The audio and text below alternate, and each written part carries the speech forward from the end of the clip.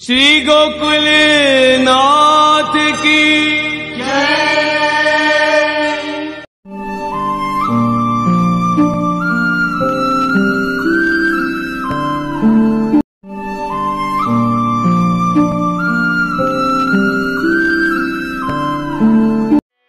मैंने ये कहा था कि श्री महाप्रभु ने अपने मार्ग में दो व्यवस्थाएं दी, एक शरण मार्गीय व्यवस्था है और एक भक्ति मार्गीय व्यवस्था है। जब एक से ही काम चल पाता तो दूसरी की जरूरत क्यों रहती है? ये तो लोक सिद्ध है। जब एक से काम चल जाता है तो दूसरे की आवश्यकता क्या है? पर कहीं काम नहीं चला इसीलिए दूसरे की आवश्यकता हुई ना। तो ये बात श्री महाप्रभु को प्रतीत हुई। श्री महाप्रभु को ये लगे हो कि हर एक के लिए या एक माध्यम से निस्तार संभव नहीं है, या लिए द्वितीय की आवश्यकता हुई और करके उनने भक्ति मार्ग के साथ साथ शरण मार्ग को भी उपदेश दियो, प्रपत्ति मार्ग को उपदेश दियो, जाके कारण उनको नाम है पृथक शरण मार्ग उपदेष्टा। उपदेष्टा को मतलब उपदेशक, उपदेश देने वालों। श्री महाप्रभु कौन है? जिनमें पृथक शरण मार्ग तो है पर ये विलक्षण रूप से कहो है, यालिए वह नाम है पृथक शरण मार्ग उपदेष्टा। बिना श्री महाप्रभु की कृपा के आगे कुछ भी नहीं हो पाएगा। या मार्ग में तो जब तक श्री महाप्रभु को नाम स्मरण नहीं होएगा एक कदम भी आगे अपन नहीं ले पाएंगे, और वाके बिना सब कुछ व्यर्थ है। पूरे जीवन कुछ भी करते रहेंगे या धर्म के नाम पे, पर यदि वह धर्माचरण में श्री महाप्रभु को नाम नहीं है कुछ सिद्ध होने वालों नहीं है। ये बात बिल्कुल स्पष्ट रूप से समझ लीजिए। अस्तु, जो बात ख्याल में नहीं आती हो 10 बार पूछियो, संकोच मत करियो। मैं 100 बातन को जवाब दूंगा। अपने दोनों के बीच में संवाद होना चाहिए, वो ही मेरा मूल हेतु है। जरा भी संकोच मत करियो।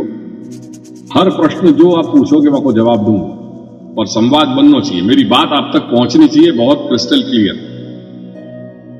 सो शरण मार्ग और भक्ति मार्ग, दीक्षा दोनों में आवश्यक है, शरण मार्ग में भी और भक्ति मार्ग में भी। शरण मार्गीय जो अपन दीक्षा ले रहे हैं वह अपन बोलचाल की भाषा में कंठी लेनो या नाम लेनो, और जो भक्ति मार्गीय दीक्षा है वह को अपन ब्रह्म संबंध या आत्मनिवेदन बोले। तो कल से ये बात आ रही है ना कि हमको ब्रह्म संबंध लेना है, वह विषय को ही मैं आज लेकर के आया हूं कि आपको ब्रह्म संबंध के बारे में 4 चीजें आपको समझाऊं कि ब्रह्म संबंध एक्चुअली है क्या। क्योंकि जब तक यह चीज को समझोगे नहीं तब तक बार बार यही रहेगा कि भाई ब्रह्म संबंध ले लें। अपने गोकुलनाथ जी के घर में पिछले 50 वर्षों से काम भयो है और लोग एजुकेट हो गए करके अब वो चीज समझने लगे हैं, और उनकी जो जिज्ञासा है वो सही होने लगी है। It took a lot of time, काफी समय लगे। दादाजी के चरण शरण अनुरागी सेवक वैष्णव में वो पोटेंशियल है कि वो श्री महाप्रभु के मार्ग को व्यवस्थित रूप से समझेंगे, ऐसा मुझको पूर्ण विश्वास है। हर कार्य को एक प्रयोजन होवे, एक लक्ष्य होवे, और वो लक्ष्य और प्रयोजन के बिना अपन कोई भी कार्य में प्रवृत्त नहीं होवे। घर में भोजन इत्यादि जब बनाना हो, रसोई सिद्ध करनी हो तो अपन के शाक भाजी अपन ले, वो रोज को एक व्यवहार है। पर वाकई पीछे भी कुछ ना कुछ प्रयोजन तो है ही। रोजमर्रा के जो जीवन है उनके पीछे एक सहज प्रयोजन सिद्ध है। तो जीवन को जो सत्य है, जीवन को जो यथार्थ है, जीवन को जो लक्ष्य है, वो लक्ष्य की संपूर्ति के लिए कुछ अपन करना चाह रहे हैं तो हमें क्यों अपन को प्रयोजन नहीं ढूंढना चाहिए। या लिए दीक्षा लेने के पीछे भी एक प्रयोजन रहो भयो, और वो श्री महाप्रभु ने स्पष्ट कर दिया है। क्योंकि बिना प्रयोजन के अपन कोई कार्य में प्रवृत्त नहीं हो गए। या लिए कंठी क्यों लेनी, कंठी लेने के पीछे क्या प्रयोजन है, वाकू भी समझ लेना आवश्यक है। जिन लोगों ने दीक्षा ली है पिछले 15 साल को यदि पीछे अपन जाकर के जब जो लोग आए हैं वहां पे, जो बालक हैं, जो दीक्षार्थी, जो युवा वर्ग आए और जिनने ली है, उनको निश्चित ख्याल होएगा कि वह समय में आध पौन घंटा तक बैठ करके उनको समझाता तो कि दीक्षा को स्वरूप क्या है। अब मेरे पास उतना समय नहीं है कि मैं व्यक्तिगत रूप से बैठ करके उनके साथ बात करूं, पर आज भी वाकई लोग प्रमाण है कि जो लोग पहले आए हैं दीक्षा लेने के लिए, शायद यहां से लोग तो उनमें से कई लोग होंगे कि जो लोग ने दीक्षा ली उनको ख्याल होगा कि मैं उनके साथ बैठ करके सब चीजें समझाई। अब चूंकि जवाबदारी मेरी बढ़ गई है, या लिए मैंने एक लेख लिख दिया, जा लेख में मैंने ये 3 बातें स्पष्ट करी हैं। पहला क्या है? दीक्षा का स्वरूप। स्वरूप मतलब दीक्षा क्या होवे, दीक्षा एटले शू। दूसरा क्या है? दीक्षा का प्रयोजन, दीक्षा क्यों लेना चाह रहे हो? किसी ने कह दिया इसलिए लेना है, या आपको इसकी जरूरत है?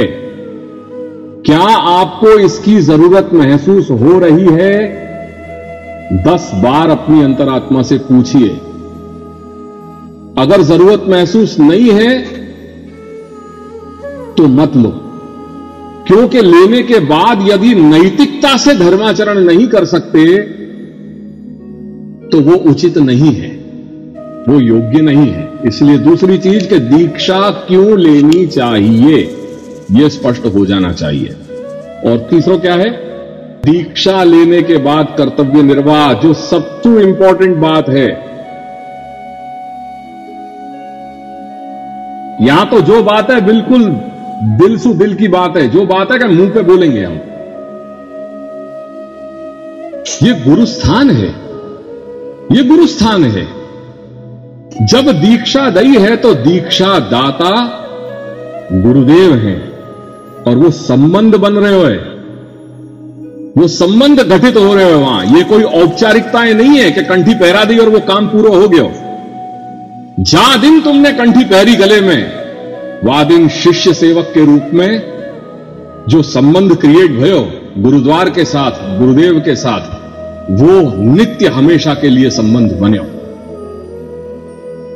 वहां से शुरुआत है, वह दिन सु वह क्षण सु शुरुआत है, क्योंकि वो ब्रह्म विद्या को दान है, वो जीवन को सबसे बड़ा दान है जो मिल रहे हो अपन को।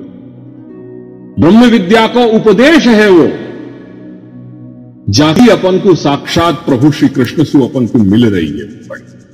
जाके आधार पे अपन संप्रदाय कह रहे हैं। वो संप्रदाय जो शब्द है ना, वो दा धातु है वहां में संस्कृत को।